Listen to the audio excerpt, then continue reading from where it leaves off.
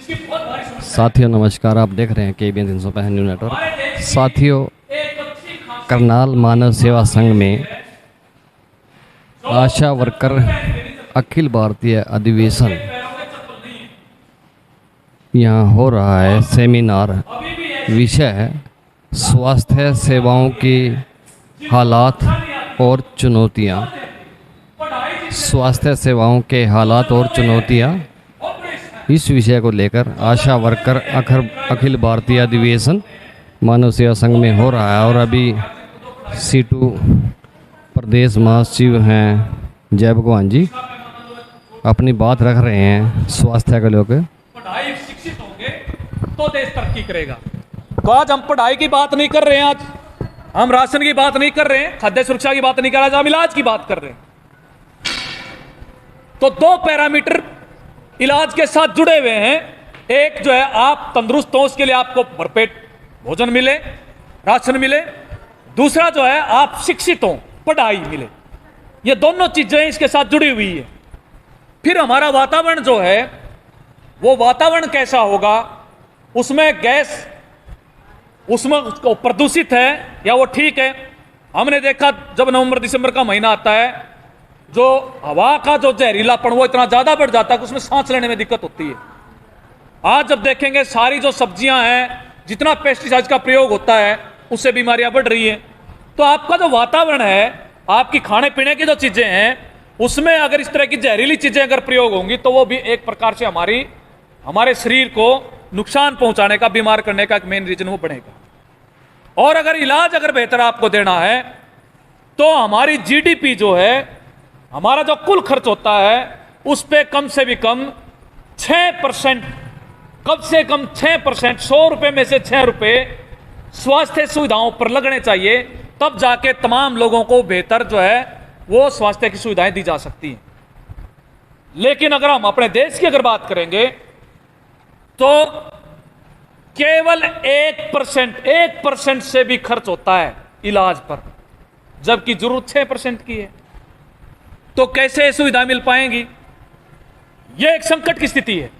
वो एक रिपोर्ट जो है, अगर मैं आपके बीच में आंकड़ों के बीच में रखूं तो अभी भी अपने जो देश की जो हालात है, अगर यहां इलाज की बात करेंगे तो अभी भी हमारे देश में 100 में से 93 हॉस्पिटल जो है प्राइवेट है, 7 है सरकारी। अगर 100 हॉस्पिटल माने तो देश के अंदर 93% जो है प्राइवेट हॉस्पिटल हैं इलाज देने के लिए लोगों को। डॉक्टरों की जो कुल संख्या देखेंगे उसका भी केवल 15% है सरकारी, 85% जो है वो प्राइवेट डॉक्टर हैं। यह हालत है। आप देखेंगे कि जो मरीज भी जो एडमिट होते हैं वह भी 57% जो हैं वो प्राइवेट में जाते हैं, सरकारी में उससे कम केवल 43% मरीज जाते हैं सरकारी के क्षेत्र के अंदर। और यही हालत जो है आउटडोर पेशेंट्स की है, मतलब जो बाहर की बाहर दवाई लेकर चले जाते हैं, उनमें भी 80% हिस्सा जो है ऐसा है जो प्राइवेट हॉस्पिटल्स पे निर्भर है। एक ऐसी स्थिति है हमारे देश की। और वो क्यों है? वो इसलिए है क्योंकि यहां पर सरकारी अस्पताल, उसके अंदर बढ़िया डॉक्टर, दवाई, क्योंकि उतनी संख्या में हॉस्पिटल नहीं है, इसलिए कोई भी मरीज जाएगा तो ये सोचेगा लाइन में लगने की बजाय तो प्राइवेट में। और प्राइवेट में भी कोई ऐसा नहीं है, बहुत सीखे हुए डॉक्टर हैं। बहुत बड़ा हिस्सा ऐसा है लोगों का जो बिना किसी डिग्री लिए हुए डॉक्टर से अपने इलाज करवाता है। यही है ना जी हालत। गांव में, हर एक गांव में छोटा बड़ा हो, 2-2, 4-4, 5-5 डॉक्टर से मिल जाएंगे।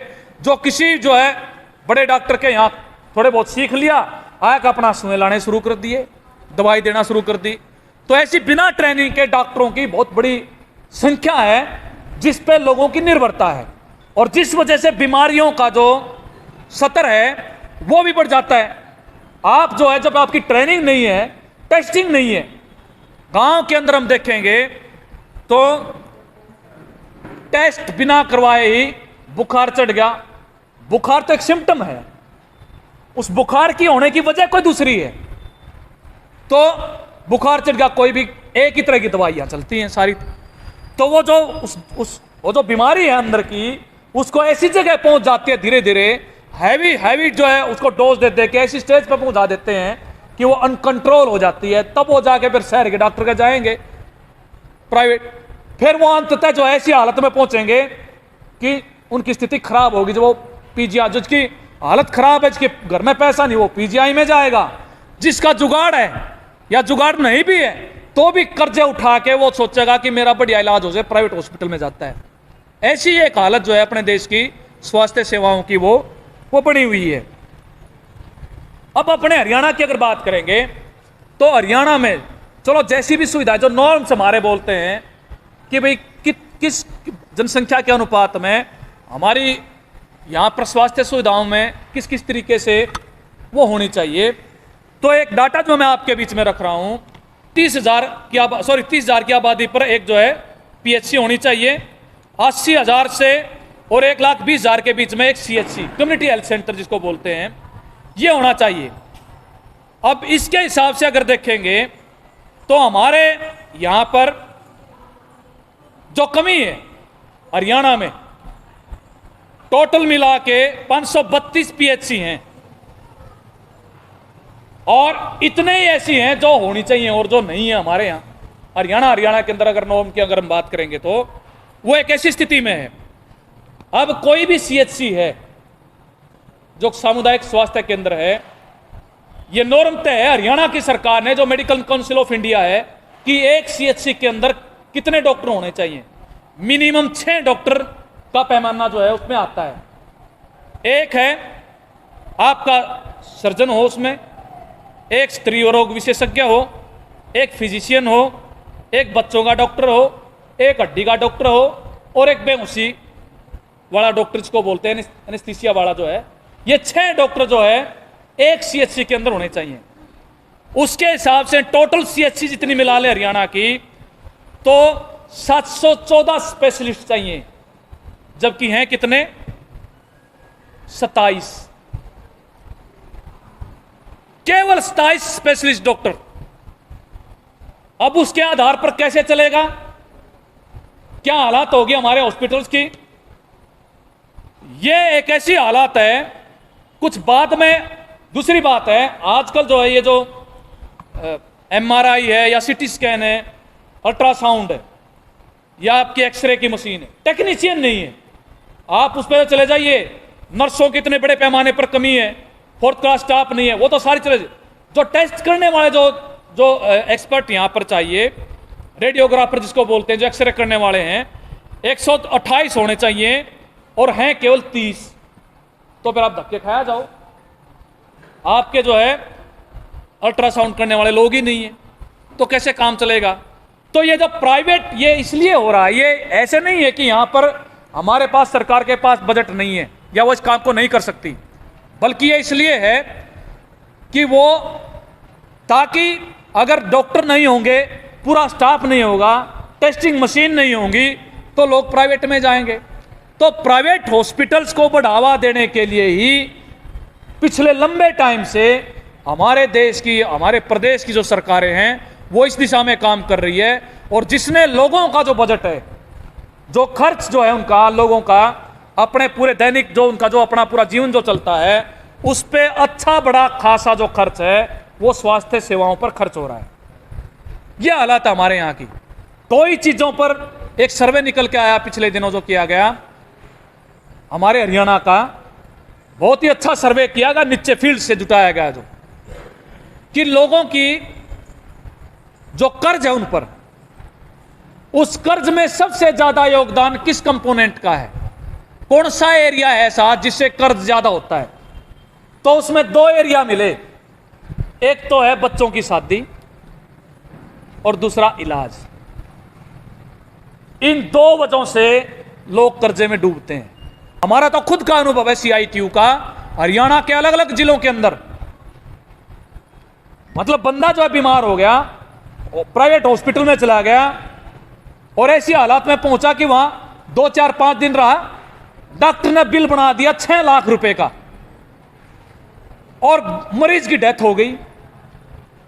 अब उस परिवार ने जुटा के 3-4 लाख कर दिया, डॉक्टर ने जो है ये कहा पहले 2 लाख का बिल पेमेंट करो, उसके बाद डेड बॉडी लेके जाओगे। आपने सुनी है कि नहीं सुनी है, लेकिन हमारे यहाँ बहुत सारे ऐसे मामले आते हैं। और फिर कोई उनको जो है, जहां हमारे संगठन का प्रभाव है, तो कहीं ना कहीं से ये मिल जाता कि भाई आप वहां, वो जो लाल झंडे वाला का दफ्तर है ना, वहां फोन करो, उनसे बात करो, वो तुम्हारा। तो हमने बाकायदा धरने लगा के डेड बॉडी को छुटवाया हॉस्पिटल से, ऐसी हालत है। अभी पिछले दिनों एक रिवाड़ी में बिहार से एक मजदूर जो है यहां काम करने आए हुए थे, उनका एक्सीडेंट हो गया। जो ठेकेदार है, ठेकेदार ने सरकारी हॉस्पिटल में भर्ती नहीं करवाया, उसको प्राइवेट हॉस्पिटल में करवा दिया। उसके माँ बाप जब तक नहीं आए, जब तक तो वहां वो 50-40 हजार का बिल पेमेंट कर दिया। जैसे ही माँ बाप आ गए, ठेकेदार फिर मालिक सब छुट्टी कर गए। अब उसका बिल हो गया 1,80,000 रुपये। अब उसने क्या कहा प्राइवेट हॉस्पिटल के डॉक्टर ने कि पहले ये पैसा पेमेंट कर, उसके बाद जो है तेरे को छोड़ देंगे। वो बाय चांस हमारी मिड डे मील की जो यूनियन है, उसका फादर जो है उससे संपर्क में था बिहार में। उन्होंने कहीं से फोन नंबर लेके मेरे को फोन किया कि हमारा बंदा हमारा ऐसा फंसा हुआ वहां पर। हमने तुरंत जो है वहां एक लेटर उनके से लिखवाया, उसको रख लिया, मतलब रात को अगले दिन तक बंधक बना लिया। उसके बाप को भी, मरीज को भी, भला पेमेंट करके जाओ, उसके बाद बाहर जाएगा। हमने फिर वहां के डीसी से बात की, वहां लेटर भेजा, डीसी ने फिर फोन करके उनको जो है, जैसे वहां पर फिर तो उन्होंने कहा आप जाओ जाओ, कोई दिक्कत नहीं है। ऐसी हालत में है। कोई भी देश जो है तरक्की जो कर सकता है, वहां पर बेहतर स्वास्थ्य सुविधाएं हो। और हमारे जैसे देश में जहां पर लोगों की आमदनी का जरिया, जहां पर बहुमत हिस्सा जो है सरकारी राशन लेके अपना गुजारा चलाता है, ये खुद सरकार क्या करे, गरीबी रेखा से इतने ज्यादा नीचे लोग हैं। अगर वहां पर सरकारी स्वास्थ्य सुविधाएं जो है वो नहीं होंगी तो कैसे काम चलेगा। इसलिए हम ये कह रहे हैं कि भाई ये एक मुद्दे के रूप में आए। लोग जो है, पढ़ाई तो उनके लिए मुद्दा है, हमारा बच्चा पढ़े, सरकारी स्कूल हो, वो आगे बढ़ जाए, लेकिन इलाज के लिए बेहतर स्वास्थ्य सुविधाएं हो, इस दिशा में भी हमारे संगठनों को भी इसका प्रचार भी करना चाहिए। साथियों, अभी आपने सुना जय भगवान जी को। साथियों, KBN 365 न्यूज़ नेटवर्क को लाइक करें, सब्सक्राइब करें, शेयर करें। साथी चमन लाल के साथ मैं धर्म सिंह।